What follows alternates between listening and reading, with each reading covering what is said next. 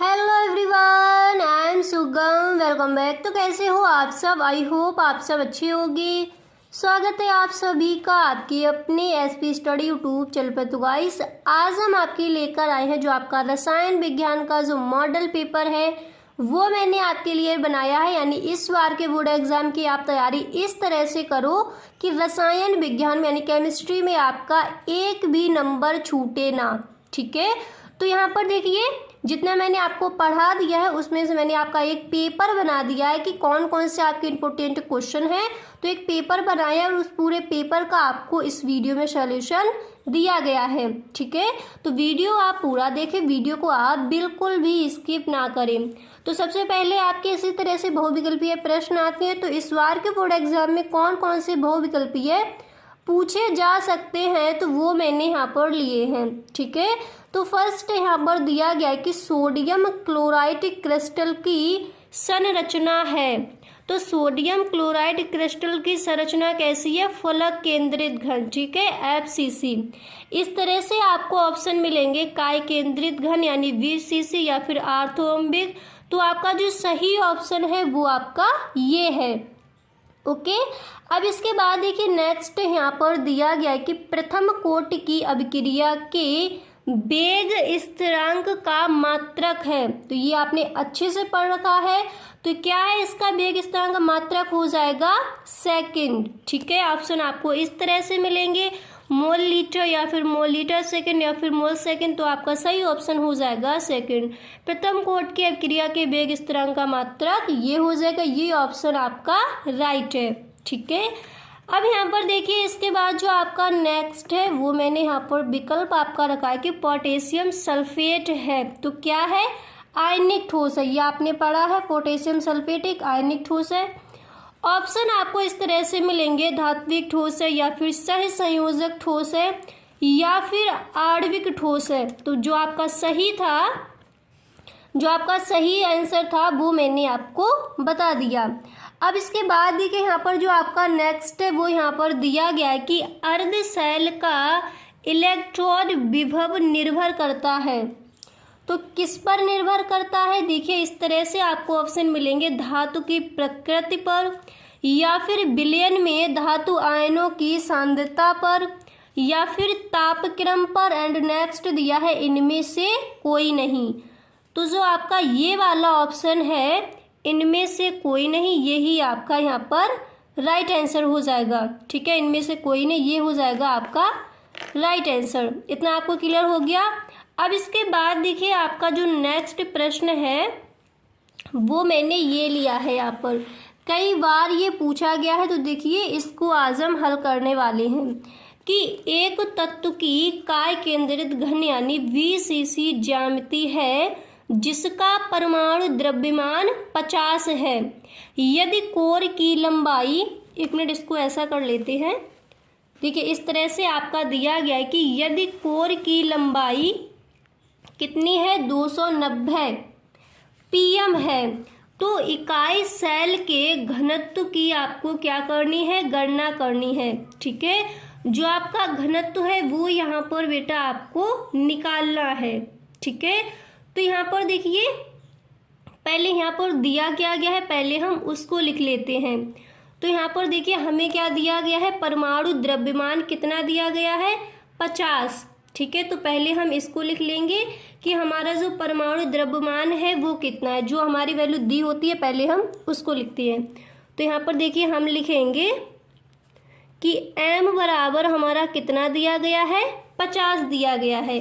इसके बाद यहाँ पर देखिए लंबाई दी गई है हमें यहाँ पर पिकोमीटर में 290। तो फिर हम इसको लिख लेंगे। तो क्या हो जाएगा? a बराबर हमारा यहाँ पर दिया गया है 290। ओके, इतना क्लियर हुआ। और ये किस में दिया गया है? पिकोमीटर में। तो जब पिकोमीटर में यहाँ पर ये दिया गया है तो जब हम इसको सेंटीमीटर में चेंज करेंगे तो क्या हो जाएगा? ये दिया गया है pm। ठीक है, पिकोमीटर में। अब जब हम इसको सेंटीमीटर में चेंज करेंगे तो क्या हो जाएगा? 29 × 10⁻⁻9 सेंटीमीटर। इसको हम क्या लिखेंगे? जो कि हो जाएगा 1 pm बराबर 10⁻⁻10 सेंटीमीटर। इसी तरह से लिखा जाएगा, आपको पता है, इतना समझ आ गया। अब यहाँ पर देखिए आपको क्या करना है। अब यहाँ पर देखिए आवोगाद्रो संख्या कितनी होती है। आवोगाद्रो संख्या आपको पता है, आवोगाद्रो संख्या यहाँ पर आप इसको एन ए बराबर भी लिख सकते हो। तो ये होती है 6.023, 10 की पावर कितनी हो जाएगी 23, यही होती है मोल इनवर्स। अब यहाँ पर देखिए पहले इसका फॉर्मूला, मैं ये आपको इसलिए बता रही हूँ क्योंकि जो इसका फॉर्मूला होता है, द्रव्यमान क्या निकालना है, घनत्व की गणना करनी है। तो इसका फॉर्मूला आपका देखिए, फॉर्मूला पहले मैं यहाँ पर आपको लिख देती हूँ। इसका फॉर्मूला होता है कि 2 × m/, a की पावर 3 गुणे NA। तो यहाँ पर देखिए पहले इन सबको हमें लिखना होगा। तो देखिए यहाँ पर हम लिखेंगे कि BCC के लिए, यहाँ पर देखिए BCC ही दिया गया है, ये आपका काय केंद्रित घन। तो यहाँ पर आपको लिखना होगा कि BCC के लिए, प्रत्येक सेल के लिए, BCC के लिए प्रत्येक सेल के लिए Z बराबर कितना होता है, 2 होता है। आपने सीखा है कि Z बराबर 2 होती है इसकी संख्या, ठीक है। ये यहाँ पर 2 लिखा है। अब इसकी देखिए जो इसकी वैल्यू, इसको हम यहाँ पर पुट करेंगे। तो देखिए किस तरह से, Z बराबर क्या है आपका 2 है। तो यहाँ पर देखिए हो जाएगा इतना। इसके बाद M, आपका M कितना दिया गया है, यहाँ पर देखिए द्रव्यमान कितना है 50 है। तो हमने कर दिया 2 × 50। अब देखिए इसके बाद आपको क्या करना होगा, एक U यहाँ पर आपका दिया गया है। तो A आपका कितना है, यहाँ पर देखिए ऊपर देखिए A कितना है 290 है। तो हम इसको किस तरह से लिखेंगे 290, और हमने आपको बताया कि इसको किस तरह लिखते हैं 29 × 10 की पावर -9, ठीक है, इस तरह से लिखते हैं। तो देखिए यहाँ पर हम लिखेंगे 29 × 10 की पावर -9, इस तरह से। फिर यहाँ पर देखिए ये दिया गया है, इस तरह से यहाँ पर इस तरह करेंगे। अब इसके बाद आपको देखिए आवोगाद्रो जो संख्या है वो लिख देनी है। तो मैंने आपको पहले से ही बता रखा है, आवोगाद्रो संख्या तो क्या होती है 6.023 एंड 10 की पावर क्या हो जाएगी 23। अब जब हम इसको हल करेंगे तो हमारा ये, आ जाएगा 6.81, ठीक है। तो ये हमारी आ जाएगी इसकी वैल्यू निकल कर। इतना समझ आ गया। तो इस तरह से आपको इसका आपको आंसर निकालना था। क्लियर हो गया। अब इसी तरह से आपके जितने भी न्यूमेरिकल हैं वो आप अपने इसी तरह से हल कर सकते हो। और यहाँ पर देखिए अगर आपको कहीं पर भी कोई भी न्यूमेरिकल है आपको समझ नहीं आ रहा है तो आप हमें कमेंट बॉक्स में ज़रूर बताएं। कमेंट बॉक्स में आप अपना लिख सकते हो, उसका आंसर आपको मिल जाएगा।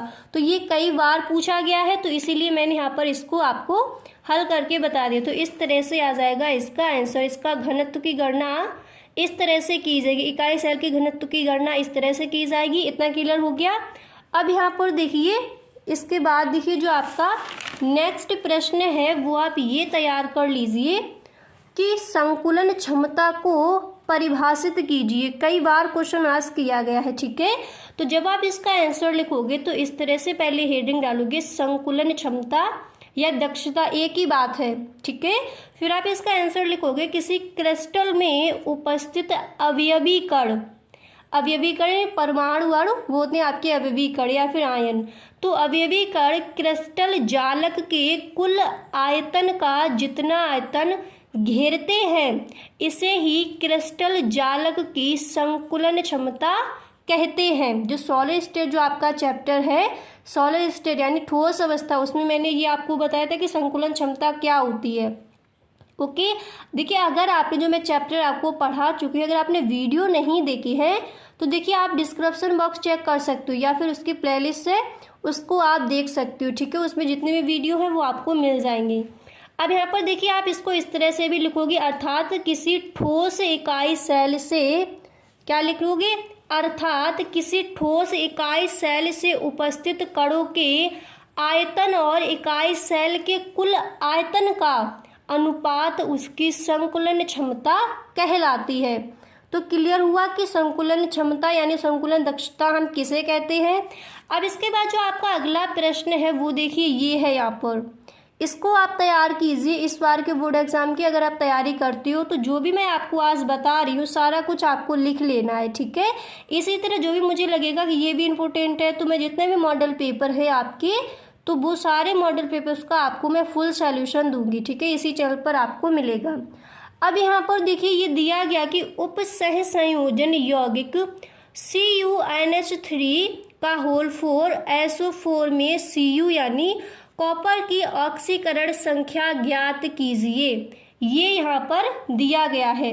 तो पहले आपको पता होना चाहिए कि उपसह संयोजन यौगिक क्या है। ये मैंने अभी आपको पढ़ाया तो नहीं है पर यहाँ पर देख लीजिए, ये पेपर में आता है प्रश्न तो इसलिए मैं यहाँ पर इसको लेकर आई हूँ। तो देखिए पहले आप समझिए कि उपसह संयोजन यौगिक हम किसे कहेंगे, उपसह संयोजक संख्या किसे कहेंगे। तो देखिए किसी उपसह संयोजक यौगिक में केंद्रीय धातु परमाणु या आयन के साथ लिगेंड द्वारा बनाए गए बंधों की संख्या की उपसह संयोजन संख्या कहते हैं, यानी बंधों की जो संख्या होती है उसी को हम उपसह संयोजक संख्या कहते हैं। अब यहाँ पर ये पूछा गया था कि उपसह संयोजक यौगिक यानी CuNH3 का होल 4 SO4 में Cu की ऑक्सीकरण संख्या आपको ज्ञात करनी थी, ठीक है। तो देखिए इस तरह से पहले हम लिखेंगे यहाँ पर कि CuNH3 का होल 4 SO4। तो देखिए हमने यहाँ पर माना कि Cu को हम मानेंगे x+4 और NH3 का कितना होता है 0 होता है, आपको पता है। तो x+4 0 + -2 हो जाएगा बराबर 0। ऑक्सीकरण संख्या इसी तरह से निकालते हैं।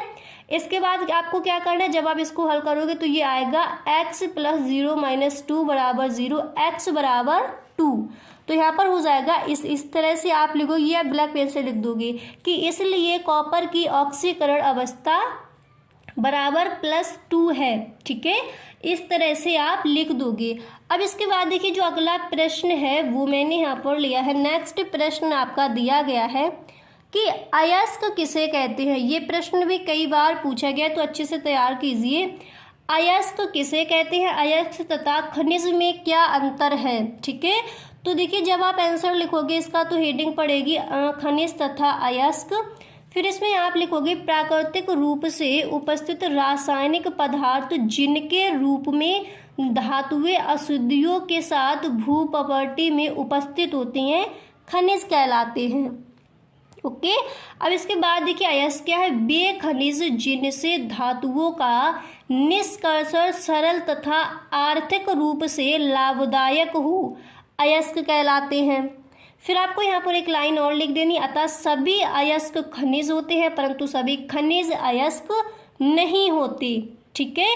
अब इसके बाद देखिए जो नेक्स्ट प्रश्न है वो यहाँ पर मैंने लिया है, आपका जो अगला प्रश्न है वो दिया गया है। प्रश्न को पढ़िए कि गालक क्या है, किसी एक अम्लीय गालक के बारे में लिखिए, ठीक है। तो देखिए जब आप इस प्रश्न का आंसर लिखोगे तो इस तरह से आपको हेडिंग डालनी है गालक, फिर आप लिखोगे वे पदार्थ जो अयस्क में पाए जाने वाले अगलनीय अशुद्धियों से संयोग करके गलनीय धातुमल बनाते हैं गालक कहलाते हैं, ठीक है। समझ आया आपको गालक क्या है। अब यहाँ पर देखिए कि धातुमल धातु से हल्का होने के कारण पिघली धातु के ऊपर एक अलग परत के रूप में तैरने लगता है जिसको अलग कर लेते हैं। गालक दो प्रकार के होते हैं, इतना और आपको इसमें लिख देना है। अब यहाँ पर देखिए जो गालक दो प्रकार के होते हैं वो कौन कौन से हैं। तो पहला है आपका अम्लीय गालक एंड इसका दूसरा टाइप हो जाता है क्षारीय गालक, ठीक है। तो अब आप समझिए कि अम्लीय गालक क्या है, यानी अम्लीय गालक हम किसे कहेंगे।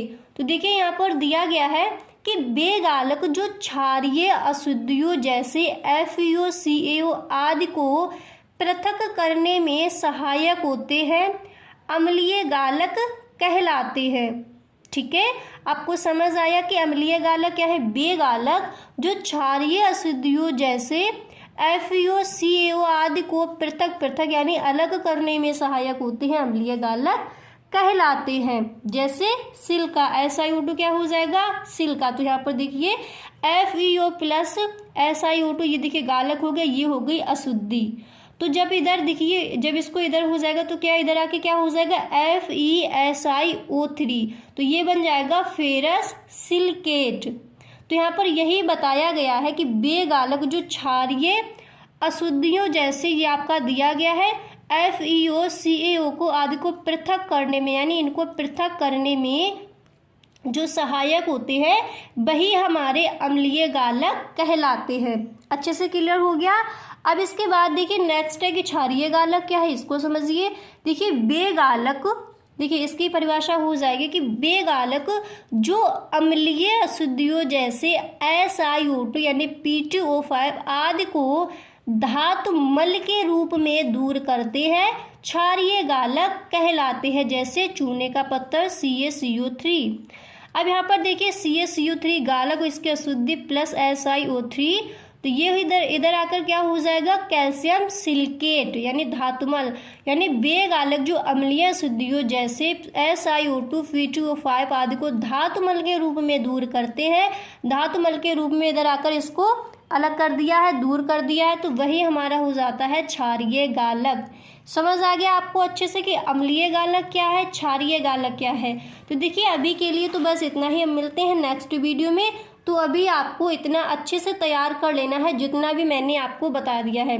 अब इसके आगे देखिए, आगे जितने मैं चैप्टर आपको कवर कराते रहूँगी उसी के साथ आपको जितने भी मॉडल पेपर हैं वो भी आपको फुल सॉल्यूशन मॉडल पेपर का मिल जाएगा। और कहीं पर भी किसी भी सब्जेक्ट में आपको डाउट है, जैसे फिजिक्स में आपको कोई चीज़ समझ नहीं आ रही, बायोलॉजी में आपको कोई चीज़ समझ नहीं आ रही है, और केमिस्ट्री में आपको कहीं पर भी कोई न्यूमेरिकल कुछ भी अगर आपको देखिए कहीं पर भी कोई दिक्कत है, तो please tell me in the comment box.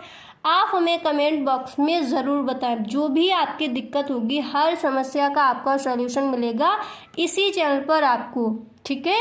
तो गाइस आज के लिए बस इतना ही, हम मिलते हैं नेक्स्ट वीडियो में। अगर वीडियो पसंद आया हो तो प्लीज़ इस वीडियो को आप एक लाइक ज़रूर कर दें। देखिए लाइक करने में आपका कुछ नहीं जाता, ना ही आपके पैसे खर्च होंगे, सिर्फ आपको एक लाइक करना है। तो अगर आपको वीडियो पसंद आया करे तो आप वीडियो को एक लाइक ज़रूर कर दिया करें। Okay, thank you.